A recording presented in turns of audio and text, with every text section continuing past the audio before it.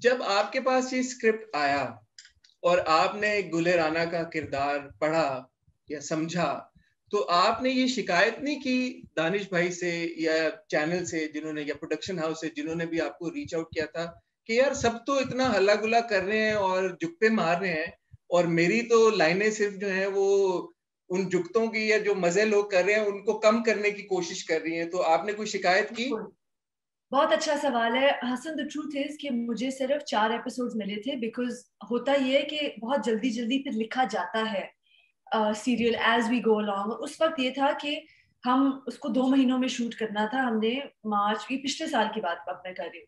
तो मुझे उन्होंने 4 एपिसोड्स भेजे और कहा कि टाइम नहीं है, जल्दी बताएं कि आप ये करेंगी या नहीं करेंगी। और मैंने पढ़े तो मुझे लगा कि हाँ डाडी है, कि ठीक है डाडी बहन का कैरेक्टर है, बट जो बाद में जाके मतलब जिस तरह वो तल्ख हो जाती है और इतनी मतलब she is quite cruel also, she is quite a toxic character actually.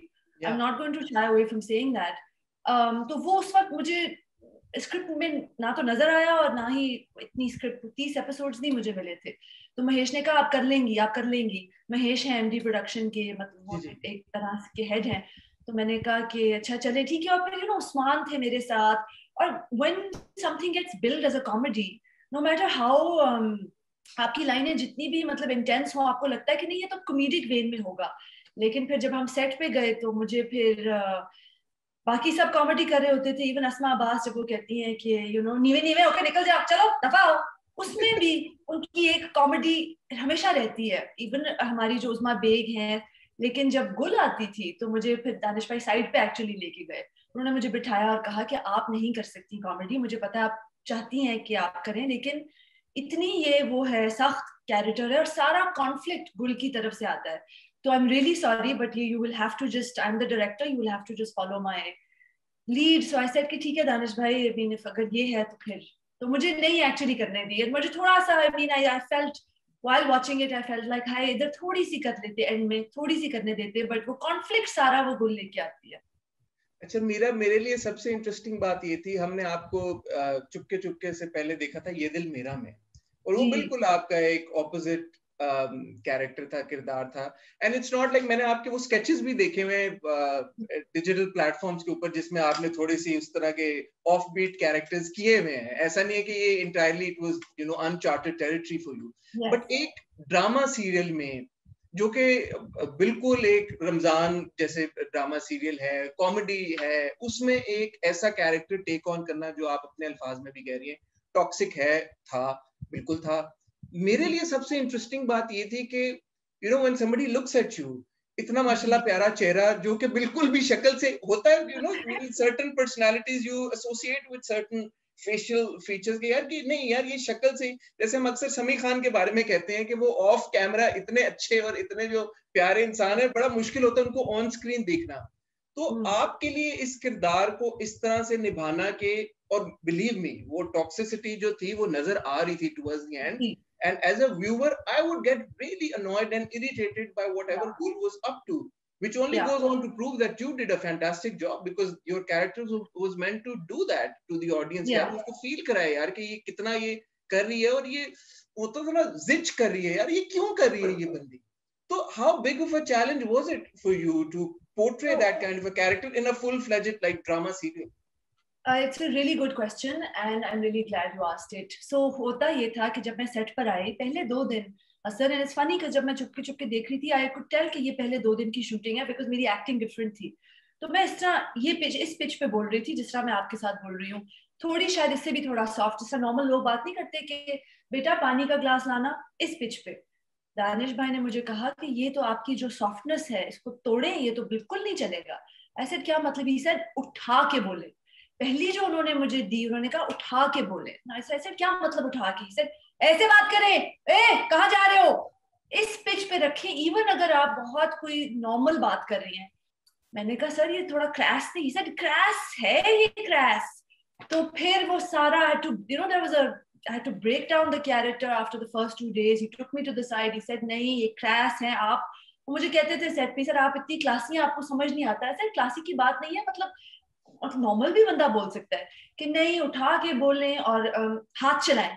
अच्छा जिस तरह औरतें हाथ नहीं चलाती, हाथ चलाएं। फिर मैंने कहा कि अच्छा, फिर वो कट करते थे कि नहीं आपके हाथ नहीं चल रहे, आप हाथ बांध के क्यों बात कर रहे हैं. सो वी क्रिएटेड गुल, you know, and so it was quite a challenge, I would say, because I would also feel like, oh my god, मैं क्या कर रही हूँ, but then you know I had to own it. I mean, this is the thing with people, लोग project करते हैं अपने desires actors के ऊपर. मुझे इतनी अब्यूज भी आई हसन, मैं आपको बताऊं कि जब आप स्क्रीन पे आती है मुझे कोफ्त होती है, आपको देख के नफरत होने लगती है जब गुल स्क्रीन पे आती है. एंड मैं फिर दानिश भाई को, बाकी मिस्कीन के लिए प्यार, obviously Miskeen was such a lovely character, you know, even ये बख्तो हमारी जो थी सब इतने प्यारे थे. तो वो थोड़ा सा हुआ कि ठीक है गुल ही है जो गुल खिला रही है एक्चुअली. तो ये बड़ी एक डबल एज स्वॉर्ड मेरे ख्याल में तो है कि अब जो फीडबैक आपको आ रहा होगा, जैसे आप बिल्कुल सही कह रही हैं कि लोग यही कह रहे होंगे कि यार नहीं आप तो इतना अनोइंग है, और जो कि एक्चुअली एक सबूत है आपकी अच्छी परफॉर्मेंस का. पर दूसरी तरफ जो दूसरे कैरेक्टर्स हैं शायद उनको बहुत ज्यादा प्यार मिल रहा है, और उनको वो जो एक एडमिरेशन और अप्रिसिएशन उनकी तरफ आ रही है, वो एक अलग नेचर की आ रही है. तो आप कैसे गेज करते हैं इस रिएक्शन को? Are you happy with the reaction that you getting? This is the nature of acting, you know. मैं वही कह रही थी, आप an actor is a blank canvas and you project. अगर वो जिस तरह heroines जो हम मजीद innocent roles करती चली जाती हैं, फिर लोग वो innocence उनकी किरदार, उनके real life किरदार पे प्रोजेक्ट करने लगते हैं कि नहीं है ये इतनी innocent है, इतनी sweet है. Every now and I did Dil Banjara 3 years ago or 4 years ago, 3 years ago, and you know I was on a wheelchair and my character was on a wheelchair. वो बहुत soft spoken थी और unrequited love वाली कहानी थी, और हसन मुझे इतना वो आता था, इतनी sympathy messages आते, आप इतनी प्यारी लग रही थी, आप जब रोती हैं तो हम भी रोते हैं. तो वो हमेशा एक एक्टर के साथ होता है, और आई थिंक कि मेरे साथ, क्योंकि मैंने काफी स्ट्रॉन्ग फीमेल कैरेक्टर्स किए हैं, और I am very proud of the fact that मैंने ये दिल मेरा में, यू नो, वो domestic abuse, she is the only one who stands up to the domestic abuse. तो वो बहुत अच्छा था कि आप, क्या नाम था उनका सजल के जो वालिद थे, Mir Farooq, exactly. She is the only one who stands up to Mir Farooq. अब इधर गुल का तो होता है, ऑब्वियसली मुझे भी होता था कि यू नो, अब मुझे, आई एम नॉट गुल बट कि आप क्या, आप यू नो, तो होता है. मेरे दिमाग में ऐसे एक सवाल आया इन हाइंडसाइट, अगर हम पीछे चले जाएं और आपको दोबारा गुल ऑफर हो, आप दोबारा गुल करना चाहेंगी, या आप उस वक्त बोलेंगी नहीं यार मुझे या कोई और कैरेक्टर दो, या I'd rather not play गुल than play गुल? Because I'm a writer, I would say कि मुझे थोड़ी राइटर से बात करने दें और कहें कि इतना जो उसके डायलॉग्स इतने जो ब्लैक या व्हाइट हैं, उनको थोड़ा शेड्स ऑफ ग्रे लाने दें, और फिर प्रोडक्शन हाउस से बात करें कि गुल को भी थोड़ा कॉमेडिक करने दें. You know, like I think toxic लोग होते हैं जिंदगी में, उनको प्ले करना भी जरूरी है. अब ये नहीं है कि आप evil characters या villains को play ही ना करें, but there's a way of doing it, I think, and there's a way of writing them also. Meera, what's your assessment of गुल? क्योंकि मैं जब देख रहा था ड्रामा, मेरी दानिश भाई से भी बात हुई, मैंने उनसे भी ये सवाल पूछा. मैंने बोला यार कि ये समझ में आता है कि एक बहन है जो बहुत पोजेसिव है अपने भाई के बारे में, और दानिश भाई ने भी यही बोला कि आपको पता है कि बहनें होती हैं जो बहुत पोजेसिव होती हैं अपने भाइयों के बारे में, और बड़ी हद तक होती हैं. मुझे ये बात समझ में आती है, बट फिर इस बहन का उस एक्सटेंट पे जाना जहां पे ये कह देना कि अच्छा शादी हो गई, क्या हुआ, तलाक दे दो, फौरन ही कि यार तलाक दे दो, फारिग करो, घर से निकालो. उस एपिसोड से पहले कह रही है कि औरत से इस तरह बात नहीं करनी. यू नो, याद है आपको जब वो पकड़ती है मीनू? बिल्कुल. ओबी ने ट्वीट भी किया आपके लिए कि ये तो बड़ा स्टैंड लिया है गुलापा ने, और बड़ा हमने भी बड़ा अप्रिशिएट किया यार कि बड़ा जबरदस्त दिखाया है कि अपनी जगह लड़ाइयां फसाद अपनी जगह, बट औरत के लिए स्टैंड लिया. बट देन शी सेज कि नहीं तलाक दो, फौरन अभी दो. आई थिंक गुल की बैक स्टोरी बस यही हमने बनाई थी कि she is unhappy, you know, she is unhappy, she is an unhappy person जो फिर दूसरों को कंट्रोल करने की कोशिश करती है, और वो अपने मैके आकर बैठ गई है. और you know actually at some level I think वो केयर भी करती है, बिकॉज वो कहती है कि जब अम्मी अबू उनके हज पे गए फिर गुल ही रह गई थी to take care of the siblings. तो there is this kind of कि I have to maintain everything. तो वो जो एक उस मेनिया में वो थोड़ी पागल भी हो जाती है basically, and nobody else stands up to her. You know, Faaz in his sweetness also says कि नहीं आपा, मैंने, वो कहता भी है, मैंने हमेशा आपकी 1 मिनट बड़े होने की सीनियरिटी की कदर की है, वो कहता भी है. बट ये है कि she is an unhappy character, और वो she has the run of the house, तो वो करती है, वो राज करती है. Why do you think she was unhappy? एक मियां उससे इतना प्यार, सरकार कहता है, मतलब उस पे डुल रहा है जैसे हम कहते हैं पंजाबी में.